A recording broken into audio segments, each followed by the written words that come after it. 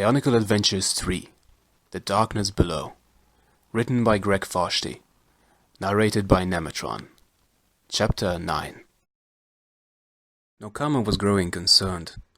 Nuju had been gone for a long time, without so much as a word back to the others about what he had found. With a number of unexpected dangers down here, the Tower of Ice might be in just as much trouble as Whenua. Then again, he may simply be happier on his own, she reminded herself. Komotoran have never liked crowds. Vakama saw Nokama's demeanor and guessed what was bothering her. It was disturbing him as well, but for different reasons. Nuju? He asked. Yes. We should never have let him go off alone. We should have insisted all of us stay together. Do you think he would have listened if we had? Said Vakama. Besides, he will be back. I know he will. And we have to be prepared. What are you talking about? Asked Nokama. Get Onewa and Matao. We have a great deal to discuss, and not much time. As Vakama predicted, it did not take long for Nuju to reappear. I thought you would have made more progress by now, he said. We were waiting to hear from you, Vakama replied. What did you find? Nothing but more and more tunnels. I thought I saw a light at one point down a side branch, but then it disappeared. Probably just some glowing rahi. Probably. Well, we have decided to stop here for a while until help arrives. Help? Asked Nuju. What help? And where is Matao? Nokama shook her head. We realized while you were gone that this place is simply too big for us to search. We will never find Whenua this way. So Matao volunteered to go back to the surface and bring back 6 squads of Vaki. They will take the tunnels apart stone by stone. You know nothing can hide from them. No, of course not, Nuju said softly. How long ago did he leave? Not long, said Onewa, but he travels fast. Nuju turned and started to walk away. Vakama put a hand on his shoulder. Where are you going? Matao does not inspire a great deal of confidence, the Tower of Ice replied. The Vaki may not listen to him. I am going to join him, and together we will... I'm not surprised, said Nokama. You are the one who is always talking about the virtues of teamwork after all. How Toa Metro should always stay together and what folly it is for one to go off alone. Exactly, Nuju nodded. I will be back once I have found Matao and we have completed our mission. This time, Vakama let Nuju go a few steps. Then Matao suddenly dropped from the ceiling, landing right on top of the stunned Tower of Ice. No need to quick hurry, I'm here. And so are you, Kraka. Matao pinned the Kraka to the floor. She snarled and squirmed, but the Tower of Air's grip would not be broken. Finally, the creature gave up the struggle and simply stared at her captors, with a mix of anger and respect in her eyes. Very clever, the Kraka said. Here I just finished telling someone you were too trusting. There is a difference between trusting and stupid, replied Vakama. We suspected you might try to deceive us again, so we set a trap of our own. And for your information, Nuju would rather shovel out Usal crab stalls than take a long journey with Matao. The Tower of Air hauled the Kraka to her feet, saying, That's right. You underestimated how much Nuju can stand to be around. His voice trailed off as he realized what he was saying. Now you're going to take us to Whenua and Nuju, Onewa said to their captive. No tricks, no transformations.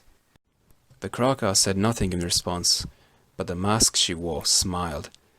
Then her entire body began to shimmer and fade as the Toa for the first time watched her change forms. In an instant, Nuju was gone, replaced by a monstrous lava eel. Matao jumped back with a cry as the skin of the creature turned blazing hot. Free now, the Kraka slithered rapidly into a tunnel, leaving behind a scorched and smoking trail. Mata Nui, whispered Nokama. How do we stop something that can do that? I don't know, said Vakama, but for the sake of Whenua and Nuju, we had better find a way. The 4 Toa Metru followed the trail of the Kraka lava eel for a long distance before it suddenly vanished. Evidently tired of that form, the Kraka had switched to another that left no trace. Now how do we find her?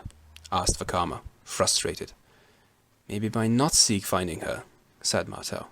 Makes sense? Onewa smiled. Yes, it does. If we were to find an exit to the archives, she would have to do something to stop us, Nokama concluded. You saw how she reacted to the thought of Vaki down here. She can't afford to let us escape. But how do we find a hatch in this maze? We don't, said Onawa. We make one. And we make lots of noise doing it. Finding a spot with a relatively low ceiling, the Toa set to work. Vakama used some of his fading power to soften the stone, and then the other three went to work with their tools.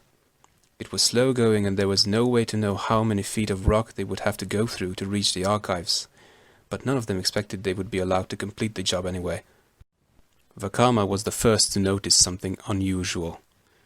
Out of the corner of his eye, he thought he saw a shadow move. He turned to get a better look. It wasn't a shadow, but a long tendril of black smoke snaking into the tunnel.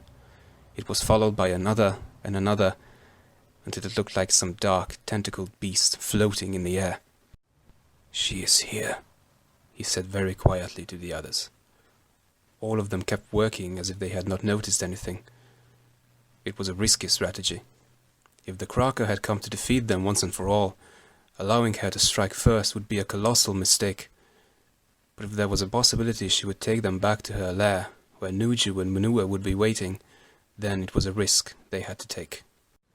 Moving with the speed of an angry swarm of Nui Rama insects, the tendrils wrapped themselves around the Toa. Each was enveloped in black smoke, able to breathe but not to see, hear, or move. Then came a sensation of weightlessness, as the Kraka lifted the Toa into the air and sent them floating through the tunnels. If she could have, the Kraka would have smiled over the ease of her victory.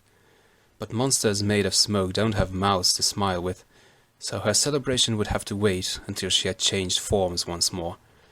This thought did not bother her. After all, with the Toa Metru her helpless prisoners, she had all the time in the world. Too bad the Toa cannot say the same, she said to herself. End of chapter 9.